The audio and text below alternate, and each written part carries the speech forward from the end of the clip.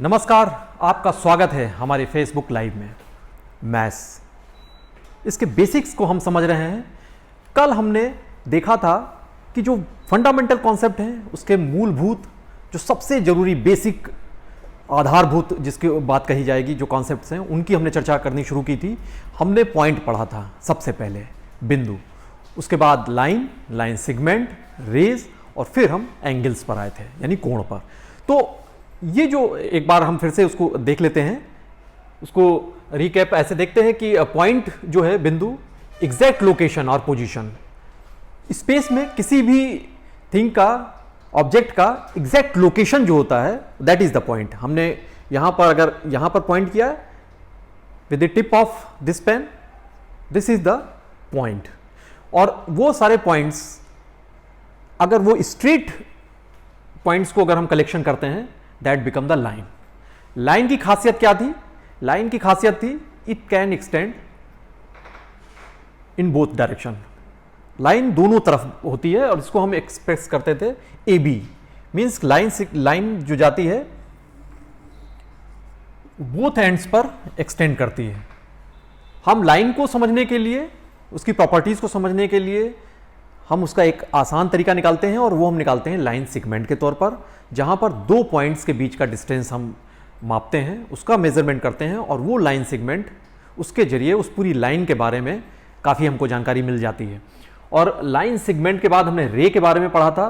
रे भी एक फॉर्म है ऐसी लाइन का जिसका एंड पॉइंट, उसके दो एंड पॉइंट अगर कहा जाए लाइन सेगमेंट में है, तो यहां पर रे में सिर्फ वन एंड पॉइंट है और एक एंड पॉइंट है, या इनिशियल पॉइंट भी कह लेते हैं, और दूसरा एक्सटेंड अप टू इंफिनिटी, ये जाती हुई है। तो लाइन सेगमेंट, रे, और रे के बाद हमने कहा था कि एंगल्स की बात की थी। Two rays when they are sharing their vertex with each other, it form an angle. यहां पर एक कोण बनता है, एंगल बनता है, और ये एक उसकी इनिशियल लाइन होती है, और जो इनिशियल रे होगी, और ये टर्मिनेटिंग इसकी रे होगी। अब हम इस बात को और आगे बढ़ाते हैं।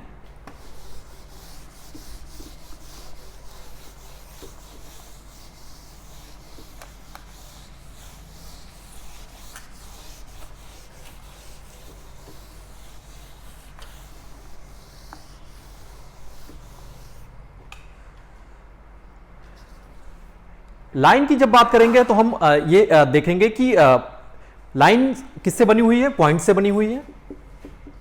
Straight points, infinite number of straight points, they form a line, straight line. और स्ट्रेट लाइन की खासियत क्या है उसको आप लिख सकते हैं। Number 1, unlimited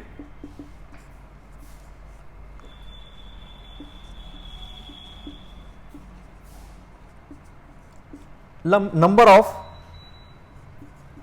points on a line. Number 2, unlimited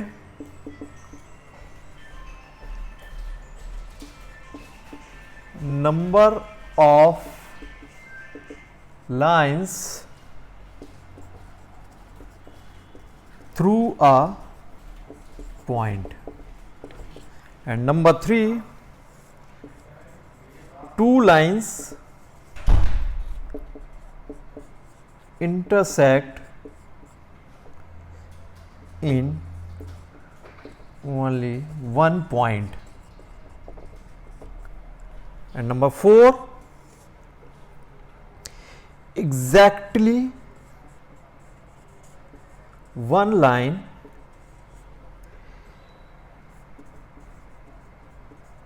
passes through a point. इसका मतलब क्या हुआ? इसका मतलब ये हुआ, पहला, unlimited number of points on a line. हमने पहले ही बताया कि इनफाइनाइट पॉइंट्स हैं, और पॉइंट्स स्ट्रेट, एक सीधे एक लाइन में एक स्ट्रेट पॉइंट्स का कलेक्शन हमने ले लिया, दैट बिकम द लाइन। तो किसी भी लाइन में जो पॉइंट्स होंगे वो इनफाइनाइट नंबर ऑफ पॉइंट्स होंगे। Second one is unlimited number of lines through a point. किसी भी एक पॉइंट से, किसी भी एक बिंदु से unlimited number of lines we can draw. Unlimited number of lines का मतलब क्या हुआ? कितनी भी सारी, you can not count it, उतनी लाइंस आप वहां से खींच सकते हैं, रेखाएं खींच सकते हैं। जैसे मान लीजिए मैंने कोई पॉइंट लिया, इस पॉइंट से अनलिमिटेड नंबर ऑफ लाइंस आप देख सकते हैं।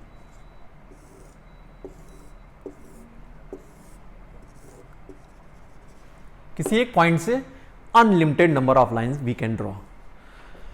तीसरा अहम बिंदु है, two lines intersect in only one point. अगर दो लाइंस आपको गिवन है, एक लाइन अगर ये जा रही है, एक दूसरी लाइन है, it intersect at only one point. ऐसा कभी नहीं हो सकता है कि दो लाइंस इंटरसेक्ट कर रही हो और दो पॉइंट्स पर, it can never be possible. यानी अगर दो लाइन इंटरसेक्ट कर रही हैं तो एक ही पॉइंट पर होगा, या फिर यह भी कह सकते हैं कि दो लाइंस के इंटरसेक्ट करने से ही हमको पॉइंट मिल जाता है, this we get a point. And fourth one is exactly one line passes through two points। जैसे हमने कहा था, एक पॉइंट से अनलिमिटेड नंबर ऑफ लाइंस हम ड्रॉ कर सकते हैं, लेकिन अगर दो पॉइंट हम लेते हैं तो दो पॉइंट से सिर्फ एक लाइन ड्रॉ की जा सकती है। तो ये जो चार प्रॉपर्टीज हैं बेहद अहम हो जाती हैं। इन चार प्रॉपर्टीज को आप जरूर इनको जानिए। पहली, unlimited number of points on a line. ये इसी तरीके से, इसको पहले हमने कहा था कि स्ट्रेट कलेक्शन ऑफ पॉइंट्स, उससे लाइन बनती है। या फिर हम कह सकते हैं, उसी बात को दूसरे तरीके से कह सकते हैं कि किसी भी लाइन पर इनफाइनाइट नंबर, अनलिमिटेड नंबर, अनंत, जिसको काउंट ही नहीं कर सकते हैं, उतने पॉइंट्स होते हैं लाइन पर।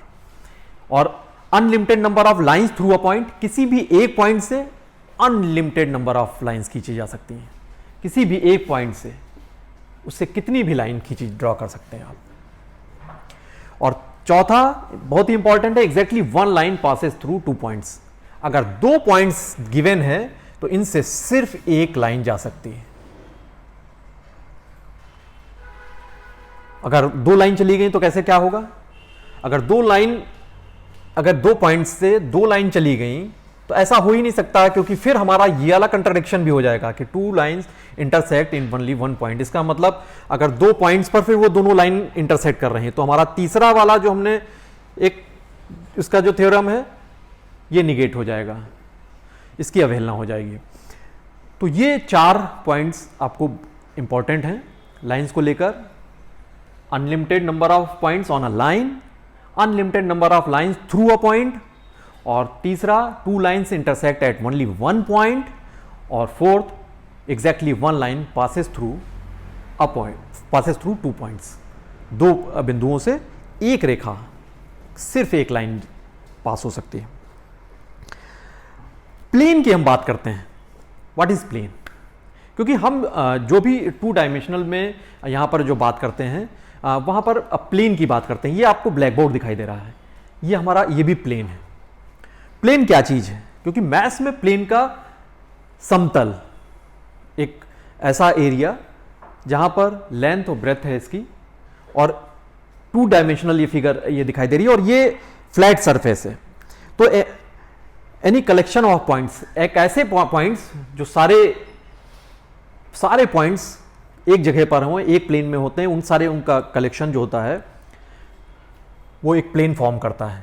और हम जब भी मैथ्स की कोई भी प्रॉपर्टी पढ़ेंगे हम उस प्लेन पर ही पढ़ते हैं, फिर हम उस प्लेन को आगे एक्सटेंड कर देते हैं। अभी इसमें हमने बात की लेंथ एंड ब्रेथ है, इसकी लंबाई और चौड़ाई है, उसके बाद उसमें हाइट उसमें जोड़ देते हैं, तो वो थ्री डायमेंशनल फिगर हो जाता है। पॉइंट से शुरू हम मैथ्स को करते हैं, पॉइंट के बारे में हम पढ़ते हैं कि उसका कोई डायमेंशन ही नहीं होता है। उसके बाद लाइन पढ़ते हैं, लाइन में सिर्फ लेंथ होती है, कोई ब्रेथ नहीं होती है, कोई चौड़ाई नहीं होती है, ये वन डायमेंशनल होता है। और उसके बाद हम जब पढ़ते हैं कोई क्लोज्ड फिगर जब बनती है तो लेंथ और ब्रेथ भी होती है, 2 डायमेंशनल होता है। और उसके बाद जब हम आगे बढ़ते हैं, जहां पर हाइट भी जुड़ जाती है, ऊंचाई, गहराई, ये सारी चीजें जब आने लगती हैं, वो 3 डायमेंशनल हो जाता है। तो ग्रेजुअली हम बढ़ते हैं। शुरुआत कहां से करते हैं? एक ऐसी पॉइंट से, एक ऐसे ऑब्जेक्ट से जिसका कॉन्सेप्ट, जिसका हम आइडिया लेकर चलते हैं। अब वहां पर उसका होता है, लाइन पर हम जब आते हैं, लाइन में 1 डायमेंशन होता है। और उसके बाद जब हम क्लोज्ड फिगर में आते हैं, वहां पर से शुरू होता है 2 डायमेंशन। और उसमें जब हाइट जुड़ जाती है, वही 2 डायमेंशन 3 डायमेंशन में तब्दील हो जाता है। अब हम जैसे हम बात करते हैं कि जो प्लेन है, इसमें हम कर्व की बात करते हैं। कर्व क्या हुआ कि जिसमें हम कल हमने बताया भी था कि कर्व ऐसा है कि जहां पर हमने विदाउट लिफ्टिंग अवर पेन और पेंसिल और हम एक ड्रॉ करते हैं, which is not straight, this is curve. एक हम फिगर ड्रॉ कर लेते हैं जो स्ट्रेट नहीं होती है, वो कर्व होती है। कर्व की दूसरी एक और खासियत होती है कि we can draw it without the use of a ruler. हम सीधे पेन को उठाते हैं और ऐसे ऐसे कोई भी डायग्राम बना देते हैं। छोटे बच्चे बनाते हैं इसको, कोई भी ऐसा डायग्राम बना दिया, this is curve. Curve which is not straight, जो स्ट्रेट नहीं है, दैट इज कर्व। और कर्व की खासियत होती है, इसके 2 होते हैं इससे। एक तो होता है कि जहां से हमने एक इनिशियल पॉइंट, जहां से पेन हमने रखना शुरू किया, without lifting it we are forming a figure. इसको उठाए बिना हम एक कोई आकृति बनाते हैं, और ये आकृति हमने यहां से छोड़ दी। अब आप देख सकते हैं कि यहां से हमने शुरू किया और घूमते हुए हम पूरा यहां पर आ गए। Without lifting this pen, this marker, I move to this direction. ये ए पॉइंट से हमने शुरू किया और बी पॉइंट पर हम आ गए। ये कर्व तो बन गया, but it is a open curve. Open, open क्यों हुआ?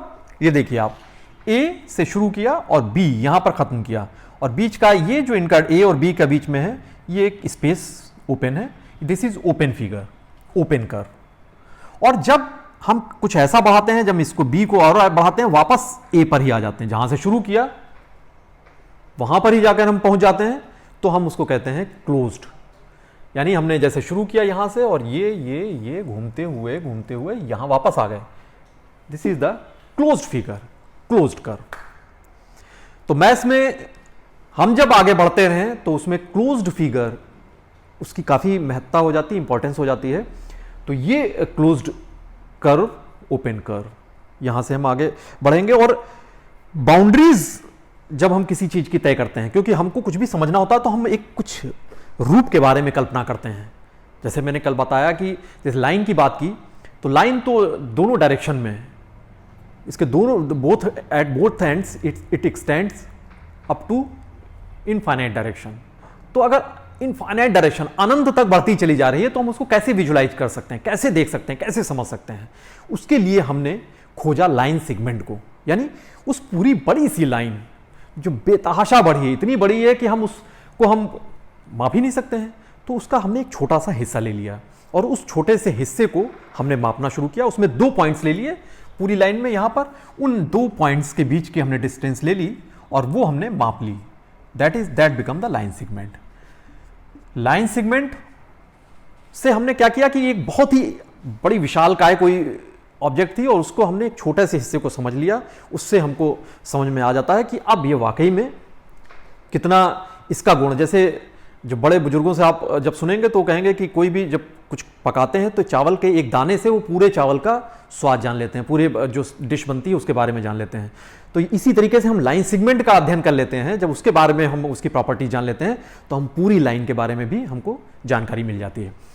फिगर्स हमने देखी। अभी बाउंड्रीज जो होती हैं, कोई भी फिगर होती है तो उसकी बाउंड्रीज 2 तरीके से बनी होती हैं, एक रेक्टिलिनियर, एक कर्वीलिनियर। 2 तरीके से होती हैं, एक कर्वीलिनियर बाउंड्री और दूसरा लीनियर।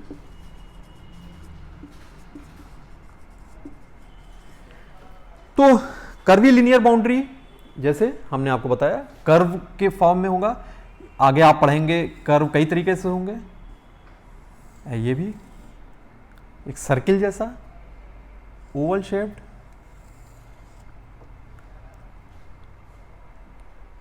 लीनियर बाउंड्रीज लाइंस के थ्रू बनती हैं,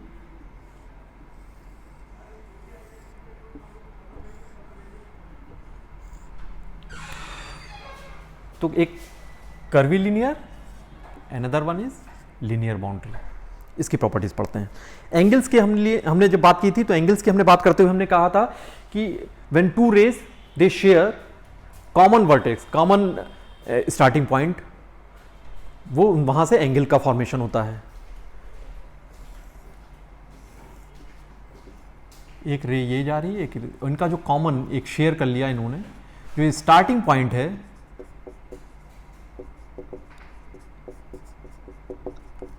is common, we say these two rays form an angle, एक कोण बनाती हैं। और जो ये कॉमन शेयरिंग पॉइंट होता है ये वर्टेक्स कहलाता है, एक उसका कोना। और जो रेज है जो उसको करते हैं कि जो रेज में से एक रे, जो ये इनिशियल लाइन हमने बताया था, इनिशियल रे, ये टर्मिनेटिंग रे। इनिशियल रे एक फिक्स मान लीजिए हमने इनिशियल रे है और ये टर्मिनेटिंग रे है, इसने मूव करना शुरू किया, यहाँ एंगल 0, 30, 40, 50, 60, 70, 80, 90 और ये मूव कर रहा है। ये जो terminating angle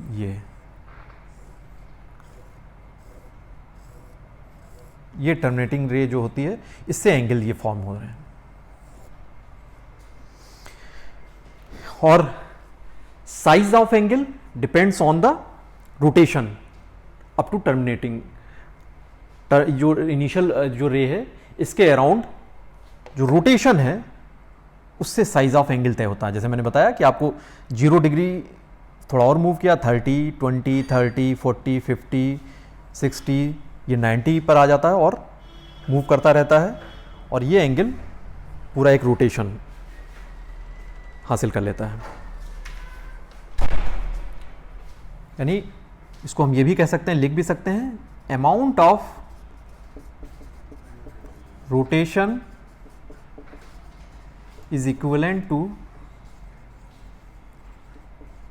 measurement of angle.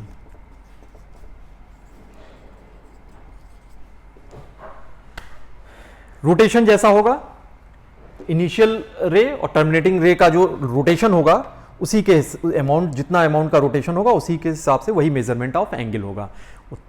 0 से शुरू करते हैं, अगर वो टर्मिनेटिंग इनिशियल रे पर ही है, 0 डिग्री बन रहा और धीरे धीरे वो जब टर्मिनेटिंग रोटेशन हो रहा है उस रे का और जैसे जैसे वो मूव कर रही है वो एंगल फॉर्म होता रहता है।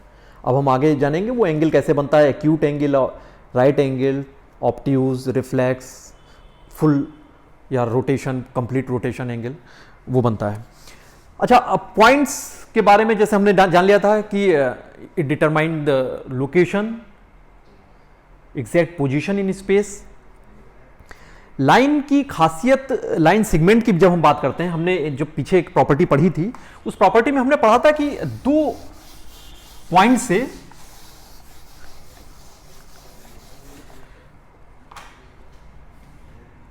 एक लाइन जाती है। लाइन सेगमेंट दरअसल 2 पॉइंट हैं। अगर मान लीजिए ए पॉइंट ए है, एक पॉइंट बी है,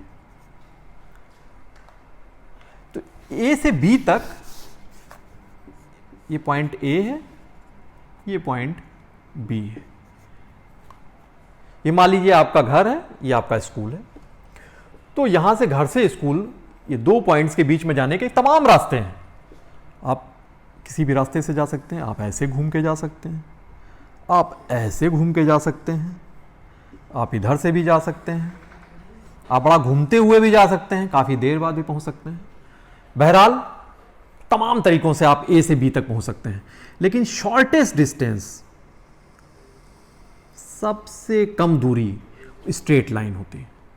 ये तमाम 2 पॉइंट्स के बीच को जो रास्ता तय करते हैं उनमें से shortest distance that is the line segment, सबसे छोटी दूरी बाकी कोई भी दूरी आप तय करेंगे वो सबसे बड़ी कहलाएगी। यानी आप अपने घर से अपने स्कूल अगर जब स्ट्रेट लाइन में एक लाइन सेगमेंट में जाएंगे तो सबसे कम दूरी आप तय करेंगे, और बाकी अगर आपको काफ़ी घूमने टहलने का मन हो तो आप कोई भी बड़ा लंबा रास्ता, एक लॉन्गेस्ट पाथ आप चूज कर सकते हैं।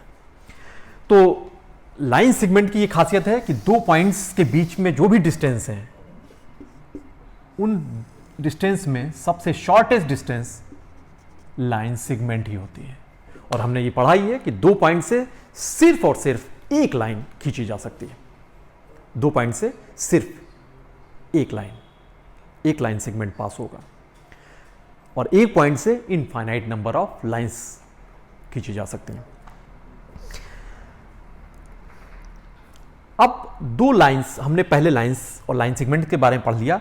अगर कोई एक लाइन सेगमेंट दिया है, एक और लाइन सेगमेंट पास हो रहा है, हम इसको कहते हैं कि intersect. Where two line segments meet we say they are intersecting with each other. एक दूसरे को काट रही हैं, एक दूसरे को काटते हुए। आप तमाम जगहों पर आप देखते होंगे, आप जैसे इंग्लिश में अल्फ़ाबेट एक्स को आप देखते हैं, आप दरअसल वही लाइन सेगमेंट ही आप बना रहे होते हैं, और लाइन सेगमेंट वो इंटरसेक्ट कर रहा होता है। Where two line segments, two lines meet, we are saying they are intersecting at that point. और intersection, point of meeting is the point of intersection.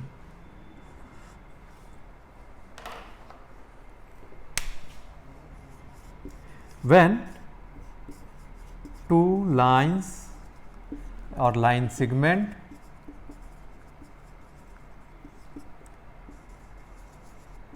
meet with each other, we are saying they are intersecting। आप फिर से एक बार गौर करिएगा, जब हमने पीछे अभी जो पॉइंट्स पढ़ाए थे उसमें हमने कहा था कि दो lines they can intersect at only one point. सिर्फ एक पॉइंट पर ही इंटरसेक्ट हो सकती हैं। यानी दो लाइंस अगर आप खींचें, और तो अगर उनको दो लाइंस अगर वो एक साथ, या तो वो एक दूसरे के ऊपर सुपर इम्पोज होंगी, अगर नहीं होती हैं तो वो सिर्फ एक पॉइंट पर ही मीट करेंगी, सिर्फ एक पॉइंट पर इंटरसेक्ट करेंगी, and that is the point of intersection. X बनाते हैं यहाँ पर पॉइंट ऑफ इंटरसेक्शन। कोई भी इसको पॉइंट ओ ले लेते हैं। पॉइंट को हम हमेशा कैसे डिनोट करते हैं? हम कैपिटल लेटर से डिनोट करते हैं।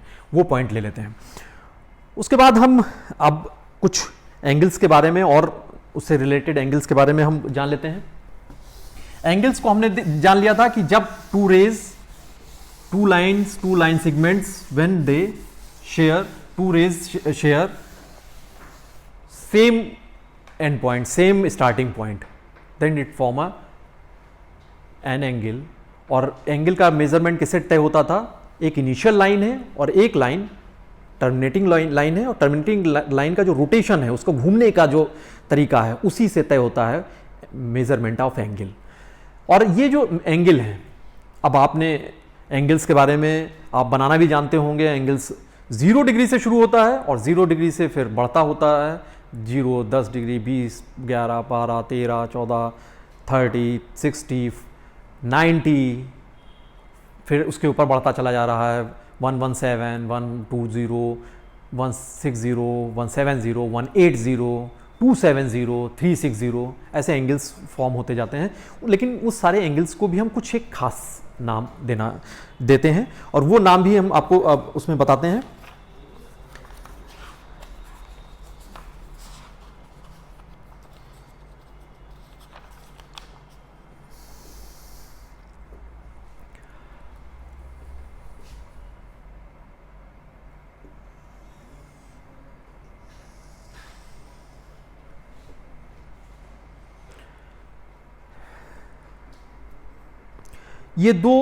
ये रेज, अगर हमने कोई एक रे इस डायरेक्शन में जा रही है, एक इसके जस्ट वर्ट ये अपोजिट डायरेक्शन में एक रे गई है,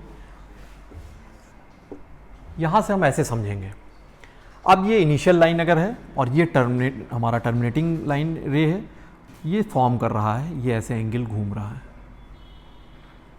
जब ये इस खास पोजीशन में आता है तो हम इसको राइट एंगल बोलते हैं। राइट एंगल, इसको हम कैसे बनाते हैं? राइट एंगल तमाम बच्चे जानते होंगे 90 डिग्री। हम आगे डिग्री के बारे में भी, डिग्री रेडियन के बारे में भी पढ़ेंगे। अभी हम इसको जान लेते हैं 90 डिग्री। इसको हम क्या कहते हैं? Right angle.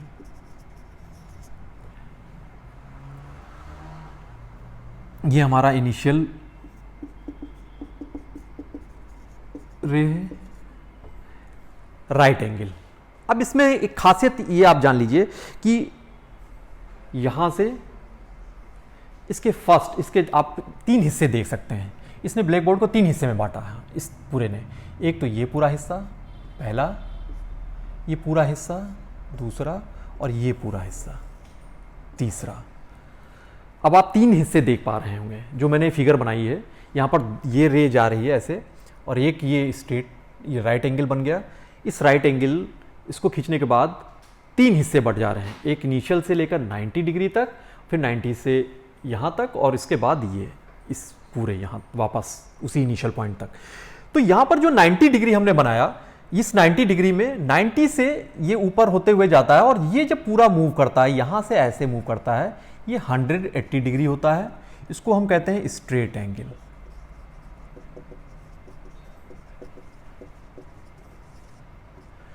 स्ट्रेट एंगल कहते हैं। और उसके बाद ये फिर आगे मूव करेगा। अभी हम यहां से समझ लेते हैं, यहां पर जब इस वाले हिस्से में होता है तो ये एंगल जब इस हिस्से में होगा, यानी 90 डिग्री अगर हो जाता है, जैसे ही 90 डिग्री होगा वो राइट एंगल हो जाएगा, और जैसे 180 होगा स्ट्रेट एंगल होगा। और यहां पर जब होता है तो हम इसको कहते हैं अक्यूट एंगल। और यहां पर होता है तो हम कहेंगे ऑब्ट्यूज एंगल। और ये यहां पर आता है जब इससे आगे बढ़ेगा ऐसे डायरेक्शन में, तो हम इसको कहते हैं रिफ्लेक्स एंगल।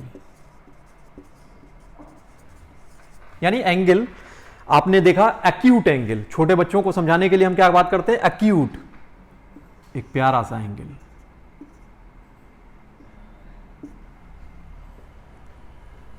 ये पूरा हिस्सा यहां से यहां तक, यानी अगर वो 0 पर है या 0 से आगे बढ़ रहा है तो वो सारे एंगल कौन से हुए? वो एक्यूट एंगल। लेकिन कहां तक? जैसे ही 90 होगा इट बिकम राइट एंगल।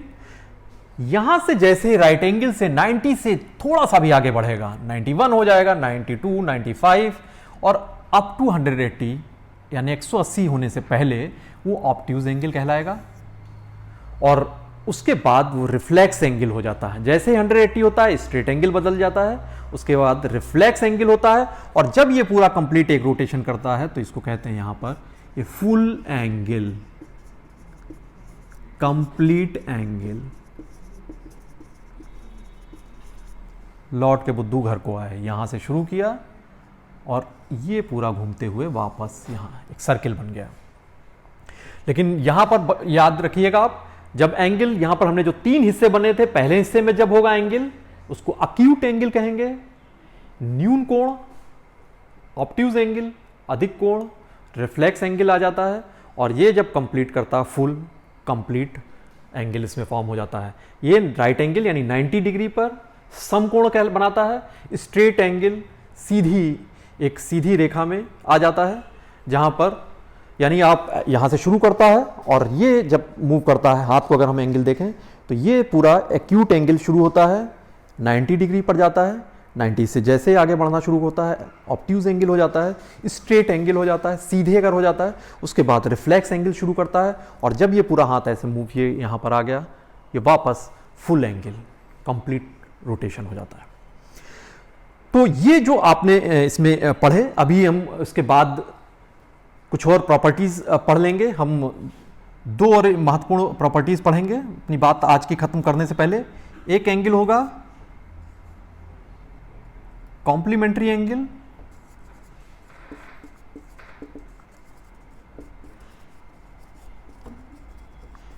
और दूसरा होगा सप्लीमेंट्री एंगल। क्या मतलब हुआ इनका? 2 एंगल्स हैं। अभी हम एक एंगल के बारे में पढ़ रहे थे, acute angle, right angle, obtuse, straight, reflex, full angle. अगर 2 एंगल दिए हुए हैं एक एंगल दिया हुआ है, ये 30 डिग्री दिया हुआ है, एक दूसरा एंगल दिया हुआ है 60। अगर इन दोनों एंगल्स को एक साथ हम ड्रॉ करते हैं, एक साथ खींचते हैं, तो हम देखते हैं अगर एक 30 और 60 जब इनको दोनों को जोड़ देंगे तो हम यहाँ से इन दोनों को एक साथ रखते हैं, ये 60 और 30 इसमें जोड़ देते हैं तो हम पाते हैं ये इस पोजीशन में हम आ जाते हैं 90 डिग्री, और that is the complementary angle. वहाँ से कॉन्सेप्ट आता है कॉम्प्लीमेंट्री एंगल का, यानी दो अगर एंगल्स हैं, if sum of two angles is 90 degree, it is complementary angle. ऐसे ही अगर sum of two angles is 180 degree, it's supplementary angle. If sum of two angles is 180 degree, it become the supplementary angle. Complementary यानी यहां इसी figure को ध्यान रखिएगा कि दो एंगल्स, यानी दो एंगल्स कौन से होंगे? वो एंगल्स दो एक्यूट एंगल्स होंगे, और दो एक्यूट एंगल्स फॉर्म कर लेते हैं जब वो आपस में जुड़ते हैं, और ऐसा उसमें एंगल होगा जैसे 30 plus 60, 30 degree plus 60 degree, it become the 90 degree. ऐसे ही कई और कॉम्बिनेशन हो सकते हैं, 45 degree plus 45 degree, it become the 90 degree. ये कॉम्प्लीमेंट्री होंगे। आप उनको दोनों को ऐड करेंगे, जैसे ही ऐड करते हैं अगर वो 90 डिग्री आता है, वो कॉम्प्लीमेंट्री है, एक दूसरे को कॉम्प्लीमेंट कर रहे हैं। वो हम कॉम्प्लीमेंट करते हैं आपस में, तो यानी वो एक दूसरे को कॉम्प्लीमेंट कर रहे हैं, वो 90 डिग्री तक पहुंचा दे रहे हैं। यहां से दो छोटे एक्यूट एंगल जुड़े और उन्हें राइट एंगल पर पहुंचा दिया, यानी वो कॉम्प्लीमेंट कर दिया। और सप्लीमेंट कब कर दिया? जब दो एंगल्स, उसमें एक एक्यूट हो सकता है, ऑब्ट्यूज भी हो सकते हैं, और वो जब जुड़ते हैं और वो एक स्ट्रेट लाइन फॉर्म हो जाती है, that become the supplementary angles. तो सप्लीमेंट्री एंगल होंगे, हम we can say they supplement each other, क्योंकि वहां पर सप्लीमेंट होने के लिए कंडीशन क्या है कि 180 होना चाहिए उनका सम, और कॉम्प्लीमेंट्री होने के लिए उनका सम 90 डिग्री होना चाहिए।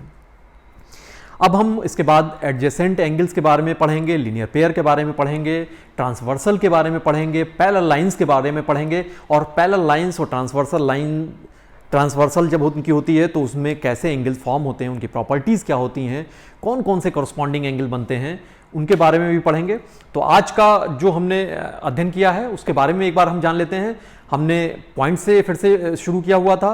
पॉइंट को हमने कहा था एग्जैक्ट लोकेशन इन स्पेस, और वो पॉइंट कहलाता है, और एग्जैक्ट लोकेशन के साथ जब हम उस पॉइंट को आगे बढ़ाते हैं, स्टेट कलेक्शन उनका करते हैं, वो लाइन में तब्दील हो जाता है, और तमाम स्टेट पॉइंट्स कलेक्शन उनका लाइन बनता है। और उस लाइन में खासियत ये होती है, दोनों एंड पर वो एक्सटेंड करती है, उसका एक हिस्सा हम ले लेते हैं, लाइन सेगमेंट हो जाता है। लाइन सेगमेंट जब हम जान लेते हैं तो हमको जानना जरूरी होता है रे के बारे में, यानी किरण के बारे में। रे जो होती है वो उसका एक एंड पॉइंट होता है, उसका दूसरा पॉइंट लाइन की तरह ही एक्सटेंड होता है इनफाइनाइट डायरेक्शन में, लेकिन उसका एक एंड पॉइंट या स्टार्टिंग पॉइंट होता है। लाइन सेगमेंट में 2 एंड पॉइंट होते हैं, रे में सिर्फ एक एंड पॉइंट होता है, दूसरा पॉइंट इन्फिनिटी पर होता है। तो रे से हम पहुंचते हैं फिर एंगल पर, जहां पर जब दो रेज होती हैं, they share their common point that is vertex. तो कॉमन अगर उनका एक सिरा होता है तब वहां से एंगल फॉर्म होता है। मेजरमेंट ऑफ एंगल कैसे हम करते हैं? एक इनिशियल रे होती है और वो बेसिक रे होती है, और एक टर्मिनेटिंग होती है जो मूव कर रही है। उस टर्मिनेटिंग एंगल का रोटेशन ही डिसाइड करता है वो मेजरमेंट ऑफ एंगल, वो कैसे कोण बनेगा ये वो मेजरमेंट करता है। और हमने एक फिगर ये बनाई जहां पर हमने एक पूरे इस प्लेन को, जिस प्लेन को हमने कहा था कलेक्शन ऑफ ऑल पॉइंट्स, और ये ब्लैक बोर्ड एक प्लेन है, यहां पर हमने इसको बांटा था। यहां पर इनिशियल ये लाइन थी, यहां से हमने बांटा इसको राइट एंगल में, स्ट्रेट एंगल में, और इसके बाद ये 3 हिस्सों में बांटा था। इस हिस्से में जब एंगल होता है तो उसको एक्यूट एंगल कहते हैं। जैसे ही वो 90 डिग्री पर होता है राइट एंगल में तब्दील हो जाता है। राइट एंगल से आगे बढ़ता है ऑब्ट्यूज एंगल होता है, और ऑब्ट्यूज एंगल जब आगे बढ़ता जाता है, जैसे ही 180 पर पहुंचता है तब तक वो ऑब्ट्यूज रहता है, यानी 90 से बड़ा और 180 से छोटा वो ऑब्ट्यूज एंगल रहेगा। और जैसे ही 180 पर आता है वो स्ट्रेट एंगल में तब्दील हो जाता है, और 180 से आगे बढ़ता है वो रिफ्लेक्स एंगल कहलाता है। और वो रिफ्लेक्स एंगल कहां तक जाता है? रिफ्लेक्स एंगल 180 से बढ़ना शुरू करता है, लेकिन वो 360 से पहले तक वो पूरा रिफ्लेक्स एंगल, यानी वो यहां पर भी होगा 265, 270, 280, 290, 300, 350 अप टू 360, बिफोर 360, 360 से पहले तक वो रिफ्लेक्स एंगल कहलाएगा। और रिफ्लेक्स एंगल जैसे ही 360 पर टच कर लेता है वो एक कंप्लीट रोटेशन, एक पूरा सर्किल बन जाता है और हम उसको कहते हैं फुल एंगल या कंप्लीट एंगल। उसके बाद हमने पढ़ा अभी छोटी सी प्रॉपर्टीज कि दो एंगल्स को अगर हम लेते हैं, उन दो एंगल्स का सम उनको जोड़ते हैं, अगर उनका सम, उनका जोड़ 90 डिग्री आता है हम कहते हैं उस कॉम्प्लीमेंट्री है, अगर उनका सम 180 आता है हम कहते हैं सप्लीमेंट्री एंगल है। तो आज हमने लाइन सेगमेंट को पढ़ते हुए, रेज और एंगल से बढ़ते हुए हम एंगल्स के प्रॉपर्टीज़ के बारे में हमने पढ़ा। हमने एक्यूट एंगल को जाना, हमने राइट एंगल को जाना, हमने ऑब्ट्यूज एंगल को जाना, हमने स्ट्रेट एंगल को जाना, रिफ्लेक्स एंगल को जाना और हम फुल या कंप्लीट एंगल को हमने जाना। हमने कॉम्प्लीमेंट्री और सप्लीमेंट्री को भी जाना।